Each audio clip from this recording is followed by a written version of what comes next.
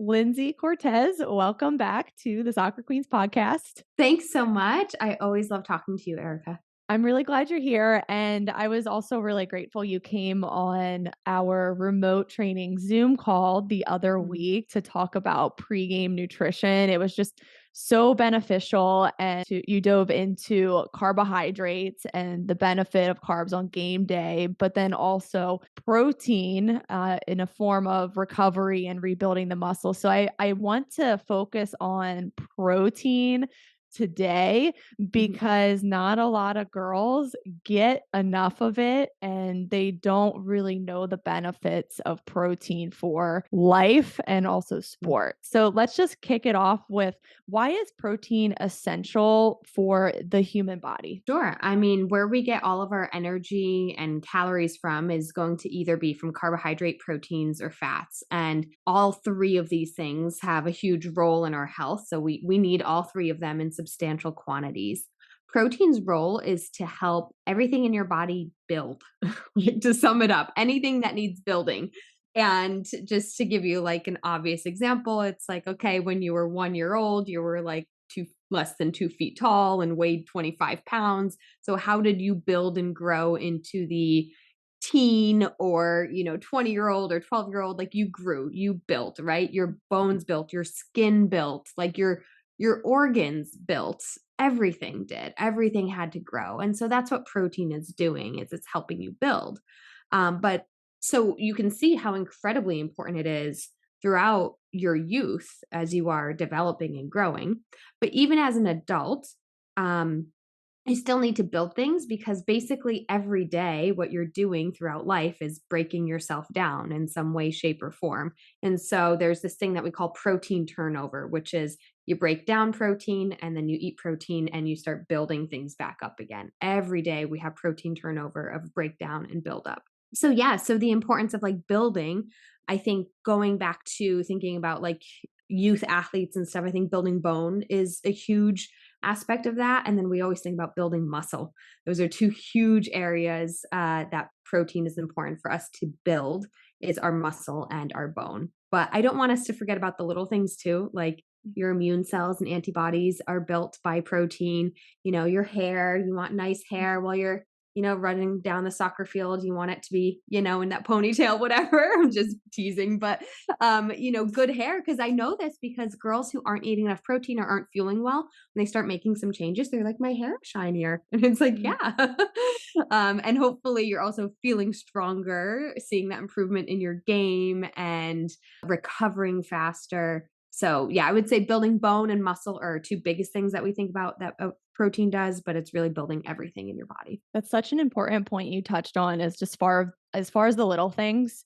I think we tend to overlook those. And as far as young girls, they can definitely play a role in really boosting their confidence and just really getting that protein to just have Mhm. good hair and skin and just feel amazing and well nourished. So I'm glad you Yeah. touched on that. Are there any foods where you're getting all the amino acids and where the protein is at its highest nutrient quality? Great question. I think I'll first just clarify what an amino acid is. So, when you eat a protein food, it's made up of various different amino acids. We have 20 different amino acids that make a protein. And so, in your body, basically, you digest protein and it breaks it down into these individual amino acids. And then in your body, when you need to build a structural protein in your body, like building muscle, then your body takes those amino acids and reforms them into now a protein within your body. And so I say this because proteins and foods that we eat, we have some proteins that we call complete proteins, meaning they have all 20 of those amino acids. They're kind of complete because they have all the amino acids you could ever possibly need. Those are mostly found in our animal based foods. So, meat that you would eat, it doesn't matter if it's chicken, beef, or fish, as well as dairy products. So, yogurt, milk, cheese, eggs, anything coming from an animal is that complete protein because it has all of your amino acids. So, when you eat it, you would have all the amino acids in your body already. And then we have other protein foods that are more so plant based, where we call them incomplete because they don't have all the amino acids. It doesn't mean that they're not good protein sources, though. They're still good protein sources. It just means that, where beans might be low in one type of amino acid, but thankfully, as long as you eat almonds later in the day that have another type of amino acid, then all those amino acids should get within your body so that you can still build all the proteins that you need. But it is a little nuance that I would say people who are completely 100% plant based, might want to pay a little more attention to just getting a variety of different proteins in their diet so that they can get all those amino acids in. I'm glad we're talking about plant-based or being a vegetarian, and just if they're still getting the same benefit as far as really building muscle and getting the most out of the plant-based protein. So, Yeah. do they get the most out of it, or do they really need to be diligent with what they're putting in their body and making sure they're hitting every amino acid? Yeah, I think there's a lot of learning to be done if you do choose to be vegetarian or plant-based. And mean, you can just be vegetarian, eat Pop-Tarts and French fries all day, but that's not gonna help you get enough protein or feel good and be a strong athlete. So, if you wanna do vegetarian or plant-based in a way that your body is performing and recovering well, I think learning about the different types of proteins and would be really helpful. First and foremost, I think it also kind of comes down to an amount thing. Like to get 20 grams of protein, if you eat meat, you just have to eat one chicken breast. But if you don't eat meat, you might have to eat, gosh, like almost 2 cups of beans, which is just like a bigger volume. And then we also have, that wasn't a good example because 2 cups of beans would really hurt your stomach. That's a That's a lot of lot. It's fiber. hard to do. And yeah, it's kind of hard to do. Like, that's a lot Yeah. of fiber. And we all know what happens with too much fiber, and if you don't, someday you'll find out. So, um, so it's just one of those things where it's like, okay, if I want 20 grams of protein, it's not like it's kind of. I just want to say it's honestly a little easier to just eat a chicken breast, but it's like no, I can do it. It just might mean I have half a cup of beans, and then I have this whole grain toast that had good protein in it, and then I had quinoa, which is a high protein grain. So you just have to kind of learn what are my high protein plant-based foods that I could kind of combine, and you will likely get all of your amino acids. It's just I think you have to be a little more creative, and that's not a bad thing. It's not a bad thing. I think personally, I eat meat, but I think it's kind of fun to dabble with plant-based proteins and come up with meals like that because it really you get creative and it can be really fun. So That's so funny because I can agree with that, and I actually was vegan several years ago, and I mm, lasted maybe 8 months. But wow, it definitely forces you to get creative, to throw certain spices on there or use certain, like, vegetables or nuts to make certain yeah, sauces and dips, so vegan food can taste amazing, and you can oh do a yeah. really good job with it, but, of course, it's not for everyone, and it does sound way easier to just eat a chicken breast. Yeah, absolutely. Yeah, I had a one of my roommates and best friends in grad school was a vegetarian, and I would say living with her was my first exposure to dabbling with different types of meals and learning how to cook tofu for the first time. And now it's like, even as a meat eater, tofu's on my menu, a couple times a month because it's a great protein source. And now I'm comfortable with how to cook it and things like that. So, So yeah. I have a question about nut butters. Are those a source of complete protein, or would those be more a fat source? Because I think there's a Yeah. misconception there. Yeah, yeah, yeah. So, well, nut butters are coming from nuts, which do have protein in them. But no, but they're also a high source of fat. Very few foods are just one thing, even if let's talk about salmon, for example, that's a meat. So we think that's a protein source, but that also has fats in it. And that's okay. Or I mentioned quinoa earlier. That's absolutely a grain and a carbohydrate, but it actually also does have a good amount of protein in it. So there certainly are foods that are kind of like just one thing, like, okay, honey is just a sugar, just a carbohydrate, and butter is just a fat. But most foods are a combination of things. So, in your example of nut butters, I would say that if you are more plant based and vegetarian, to absolutely consider it a protein source because you're getting some protein in, but just know you're also getting fats in. And then, as somebody who does eat meat or animal based products, I would say you might want to consider it more of a fat source because that is what you're getting more of. I love But a it's good. it's it's not for nothing. You're still getting protein in. Okay, that's good to know because I love a good nut butter, whether it's peanut Oh, yeah. butter, almond, even cashew butter is really good. I recommend Mhm. everyone tries that. Are there any others that everyone can try out? For those with nut allergies, they can try sunflower seed butter, and that's really good. Oh, is so it's good? I've seen it on the shelves and I'm Yeah. like, "Ah, I don't know, I'm a little skeptical." Yeah, yeah, I have it in my pantry right now. They all have a different flavor, but I do like that for people who have nut allergies. I love doing sunflower seed butter, whatever you wanna call it. Ooh, okay, guys. Well, be sure to try that out. I'm definitely going to as well. I'm hitting Whole Foods after this, so Ooh, have you um, ever tried walnut butter? no, I haven't, but I've also seen that and I've been eyeing it. I'm like, looks Mhm. good. It's a hard find, and when you see it on the shelves, grab it because I love that one, and it's Mhm. hard to find. There's, like, one store around here that has it. I'll keep an eye out for that one. Mhm. Let's come back to the amounts because you said Yeah, at minimum 20 grams per meal. Is that what you're yeah. suggesting to younger female athletes? There's actually been quite a bit of research on the amount of protein that's needed for, like, recovery and sport performance, and so this has been thrown around for, gosh, probably 20 years now to say, like, 20 grams of protein is this, like, ideal number, and, the reality is it should be more based on body weight, just because that's a reflection of our size and our body needs. However, across the board with most humans, we our protein needs do typically fall somewhere in the range of 15 grams, which might be for some really smaller individuals, to a max of 40 grams for some of our largest individuals. And so that 15 to 40 gram range is probably appropriate for most like doses. When I say a dose, I mean for your meal, for your breakfast, your lunch, your dinner, or for your post workout, because I do like when post workout is taken more like a meal, post workout recovery meal. And so those dosages will kind of fit in there. And so again, that 15 to 40 grams for our smallest to our largest of individuals is kind of why that 20-gram mark is thrown around quite a bit.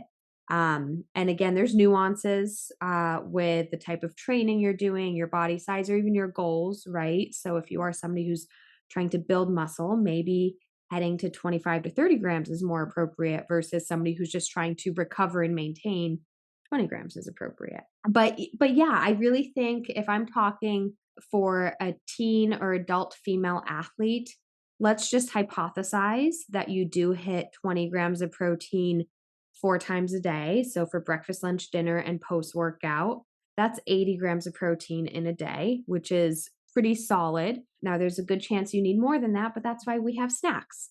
And that's also why, you are allowed to have 25 grams if you want to. It doesn't have to be limited only to that. So a lot of female athletes do much better with 100 grams of protein a day, which could be 4 doses of 25 grams. I mean, some do better with more like 130, but again, we have snacks that can sneak in there and things like that too. So I do think for general recommendation, again, this is not like an individual prescription for anybody right now, but I do think that's a nice little target to keep in mind for most female athletes is kind of, hey, can I try and hit at least 20 grams of protein at my main meals and post workout?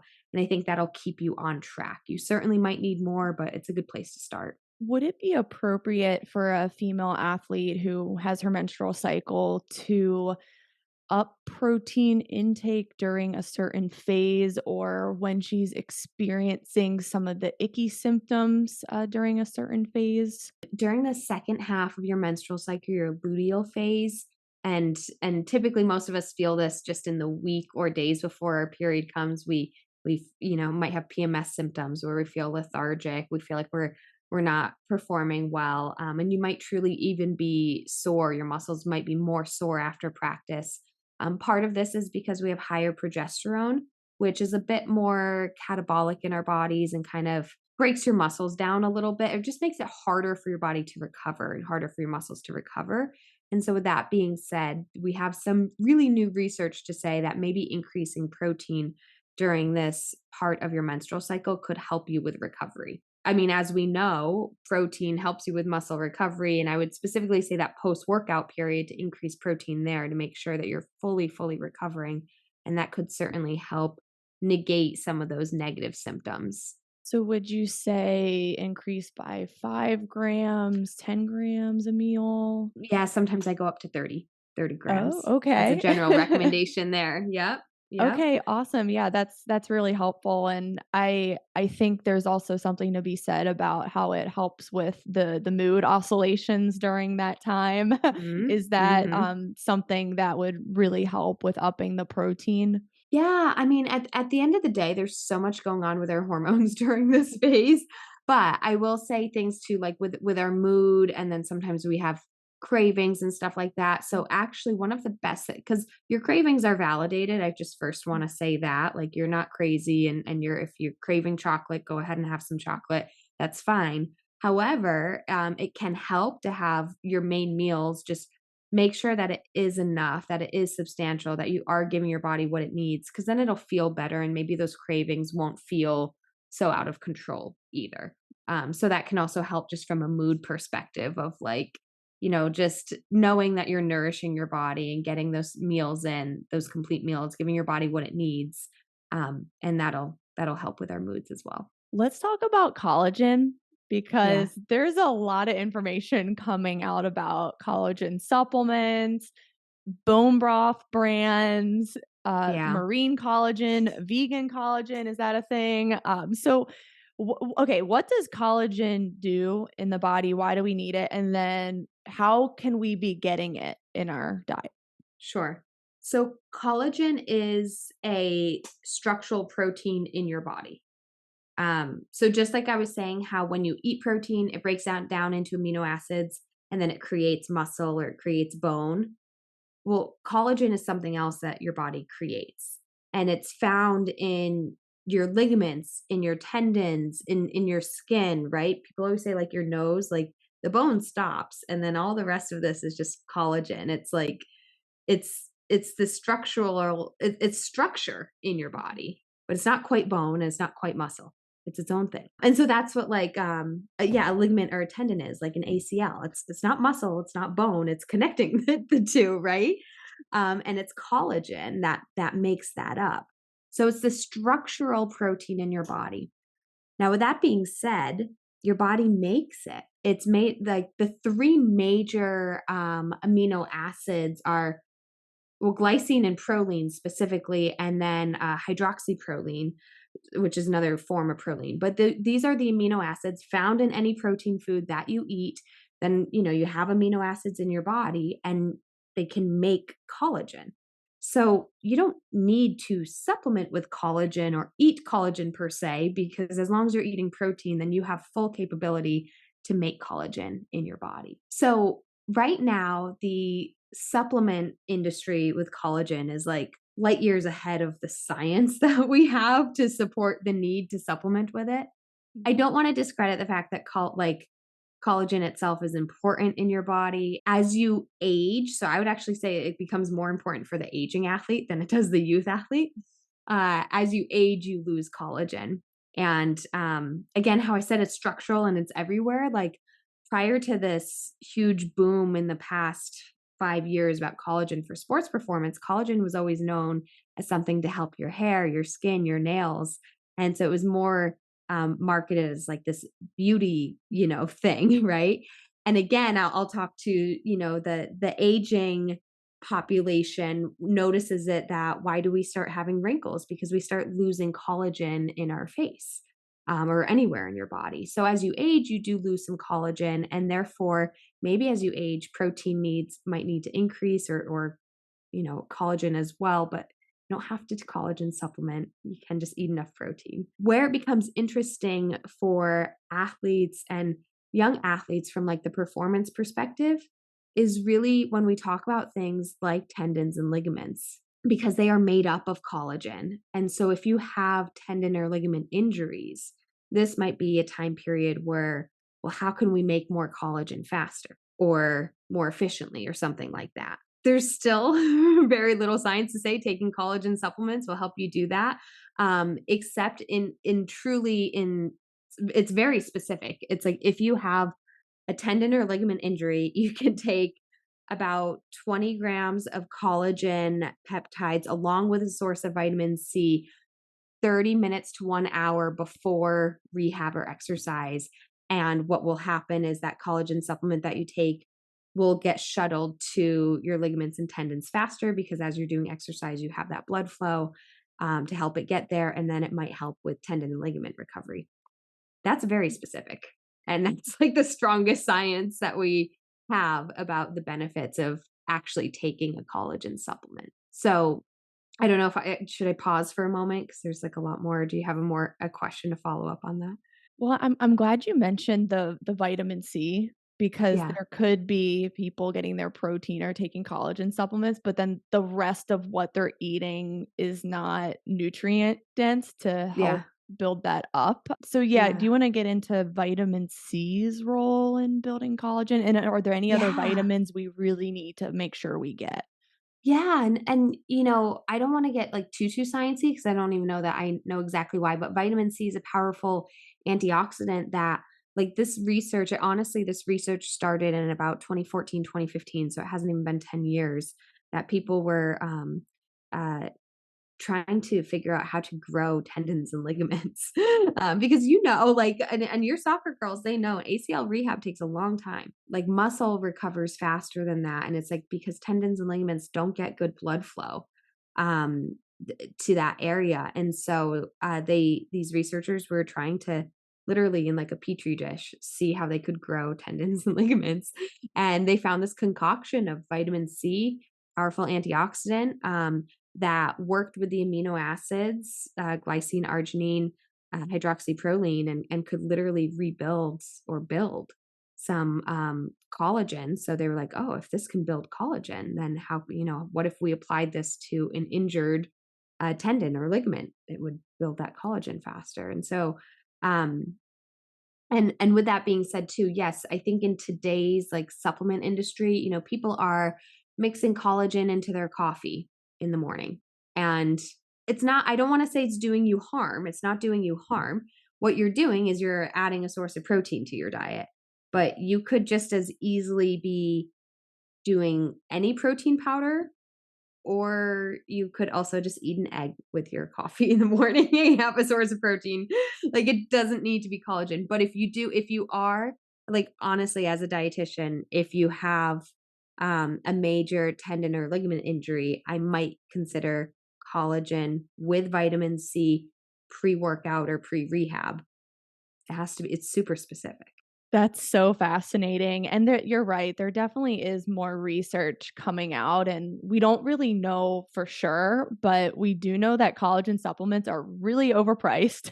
Yeah. So, you're better off getting your meats and some Hmm. eggs and Hmm. preparing your meals.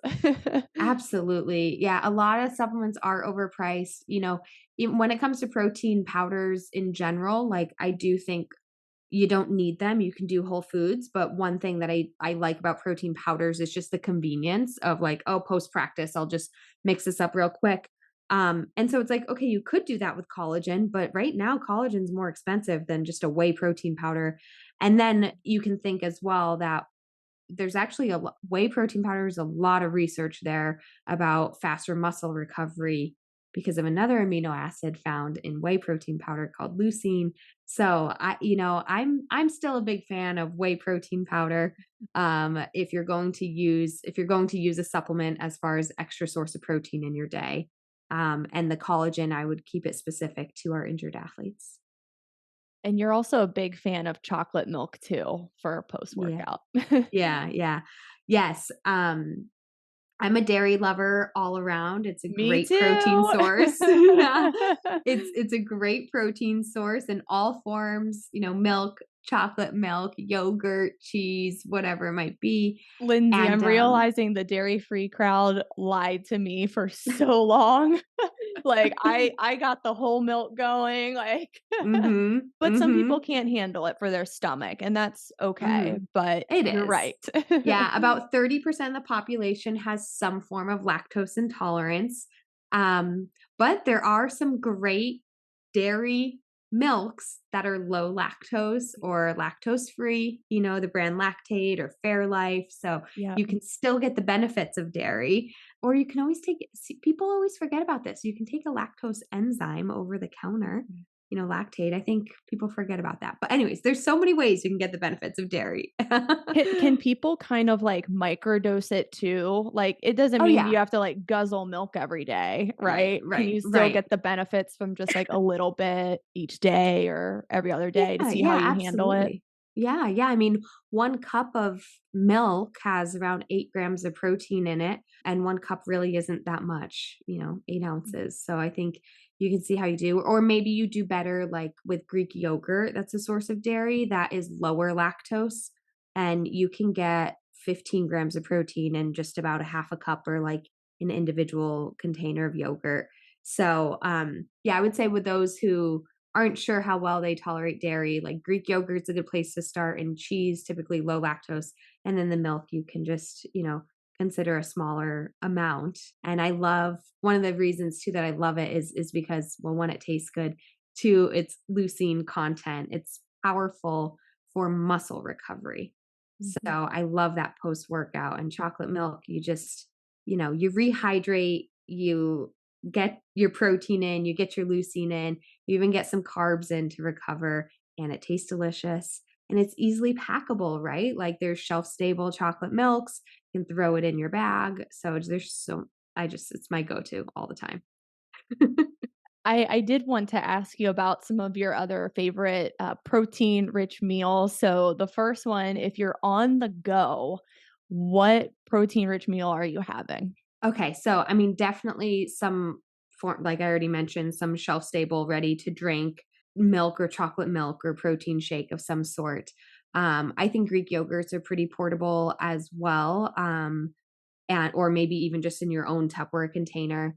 I like doing, yeah, I think string cheeses can be portable, and then I'll go with some sort of like nuts, trail mix, or even like a dried edamame or dried chickpeas for some awesome, like, convenient protein sources that you can easily have in Ziploc baggies or individual, like, 1-ounce packaging that you might see. And those will work for our, looking for something more plant-based as well. Now, if you have time to sit down, cook yourself a nice meal, what is Lindsay eating that has a lot of protein in it? What's your favorite? I really rotate through all the meats. So I do, I'll have red meat or steak a couple times a week. I'll have poultry, and I will have fish, a white fish or a salmon. And then this tonight, I am cooking tofu. So I do have that as well.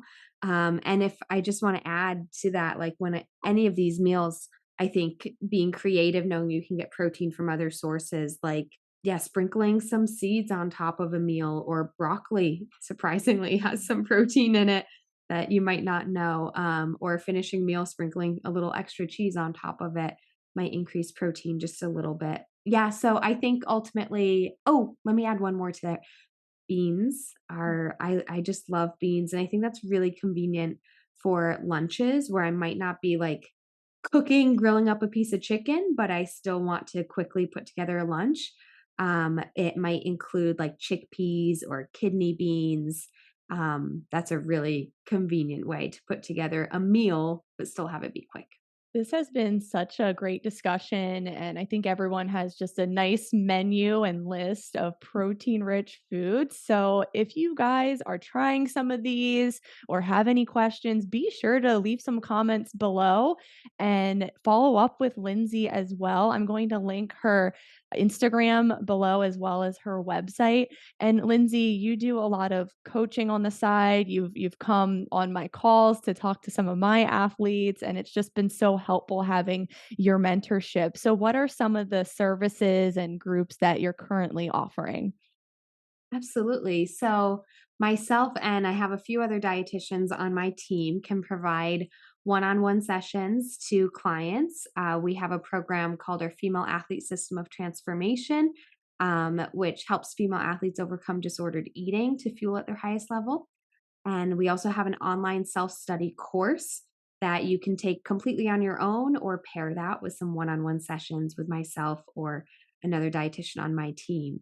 And then we also just on our website, if you don't need the one-on-one sessions, we have resources, some downloadable products, blogs, and also I have a podcast, a female athlete nutrition podcast for all of those free resources.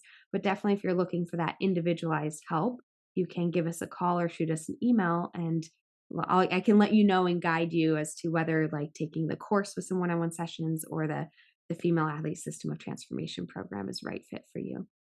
Lindsay has so much to offer, and her podcast is amazing. And I know today we did a deep dive on protein, but her podcast, they get real deep into the nutrition science and the latest in research. So be sure to check it out. Also included in the caption below. Lindsay, thank you again, and I'll Thank see you. everyone next week's episode.